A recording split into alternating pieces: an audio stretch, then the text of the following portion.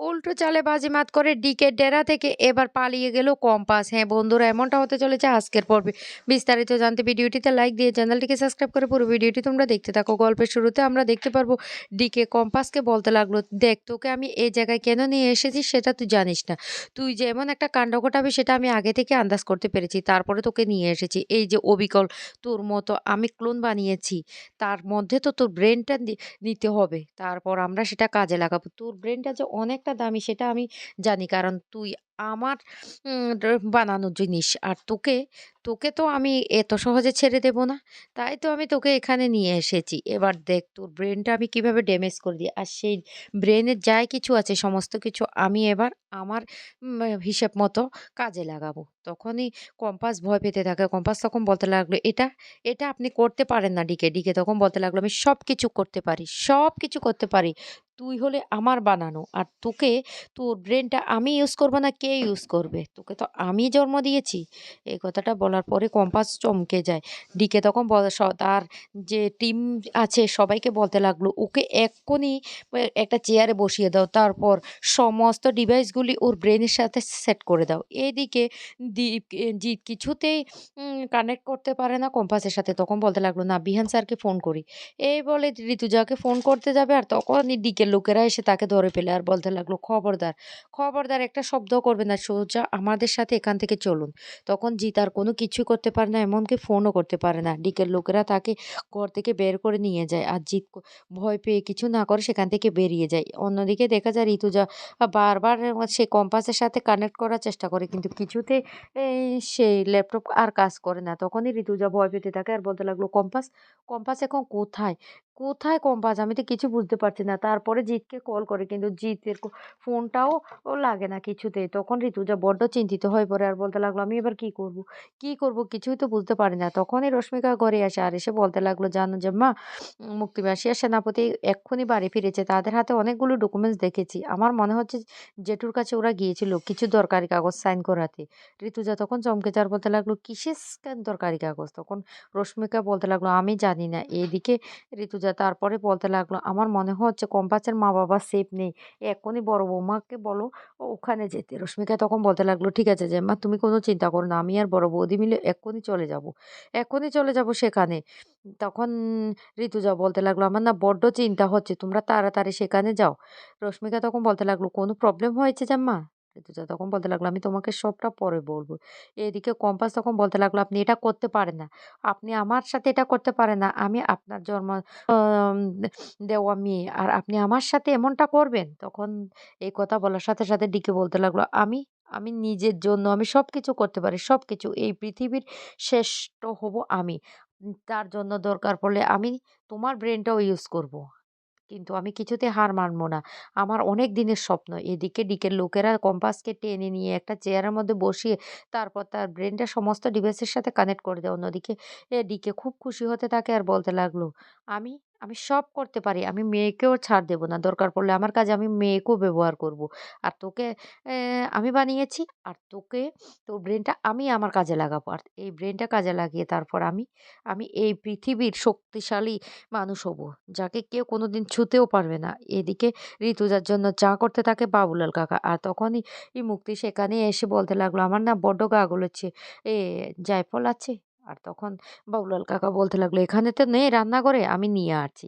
তখন মুক্তি চালাকি করে বাবুলাল কাকাকে রান্নাঘর থেকে পাঠিয়ে দিয়ে সে ঋতুজার চায়ে ওই জড়িবুটিটা মিশিয়ে দেয়।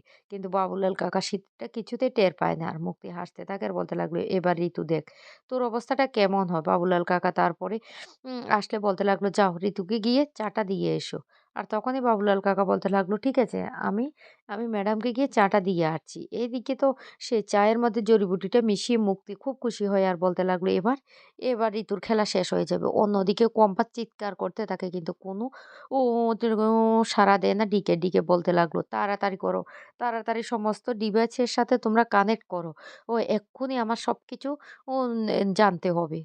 কম্পাস তখন খুব কান্না করতে থাকে, কিন্তু ডিকে কিছুই করে না। ডিকে ওর লোকদের বলতে লাগলো, তাড়াতাড়ি কানেক্ট করো, এমনকি সবকিছু আমাদেরকে দেখতে হবে। এইদিকে সেনাপতি বলতে লাগলো, মা কেমন হয়েছে সাইনটা?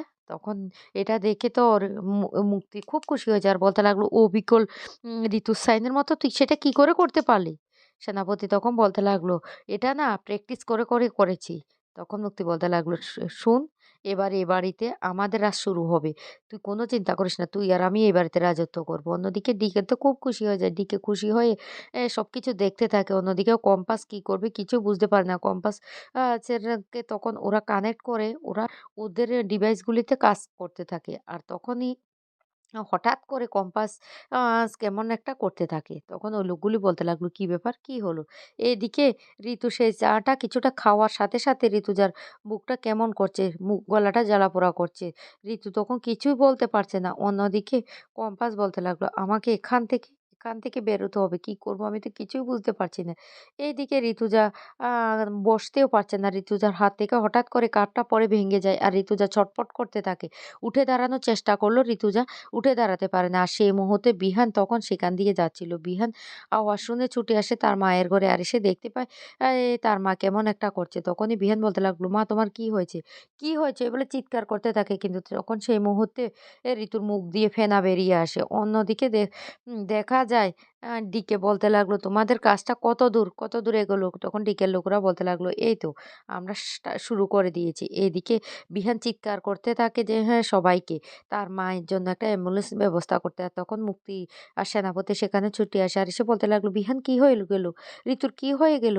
ও ঋতু কথা বলছে না কেন?" বিহান তখন বলতে লাগলো, "আমি বুঝতে পারছি না মুক্তি মাসি মায়ের হঠাৎ কি হলো?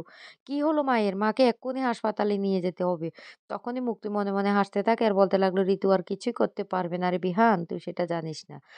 ঋতুর না অবস্থা শেষ। আমি ঋতুকে শেষ করে দিয়েছি।" এদিকে বিহান তার মায়ের জন্য খুব কান্নাকাটি করতে থাকে। অন্যদিকে কম্পাস হঠাৎ করে সেখানে অ্যা এমনভাবে পড়ে যায়। আর যেটা দেখে ভয় পেয়ে যায় তখন ডিকের লোকরা তখন বলতে লাগলো, "সর্বনাশ! ওর পালস কেন কাজ করছে না? সমস্ত ডিভাইস তো অফ হয়ে গেছে। কি ব্যাপার? কি হলো? তাহলে কি মেয়েটা মারা গেল?" আর তখন ডিকে ছুটে আসে সেখানে আর এসে বলতে লাগলো, "কি হয়েছে? কি হয়েছে? ভালো করে দেখো।" তখন বলতে লাগলো, স্যার দেখুন কোনো ডিভাইসে কাজ করছে না। মেয়েটা আমার মনে হচ্ছে মারা গেছে।" তখন ওরা এসে পালস চেক করলে দেখতে পায় মেয়েটা মারা গেছে। আর তখন বলতে লাগলো, "শি ইজ নো মোর।" রিকে তখন বলতে লাগলো, "অসম্ভব! একটা সুস্থ স্বাভাবিক মেয়ে এভাবে কিভাবে মারা যেতে পারে? আমি বিশ্বাস করি না। বিশ্বাস করি না আমি।" আর তখনই ডিকে কম্পাসকে ছুঁতে যাবে আর তখন কম্পাস দাঁড়িয়ে পড়ে আর বলতে লাগলো, "কি ভেবেছিলেন ডিকে আপনি? আপনিই বাজিমাত করে ফেলবেন কম্পাসের সাথে? কম্পাস কোনোদিন একটা প্ল্যান নিয়ে আসে না। আমি আপনার এখানে এসেছি কি একটা প্ল্যান নিয়ে? আপনি ফেল করে গেছেন।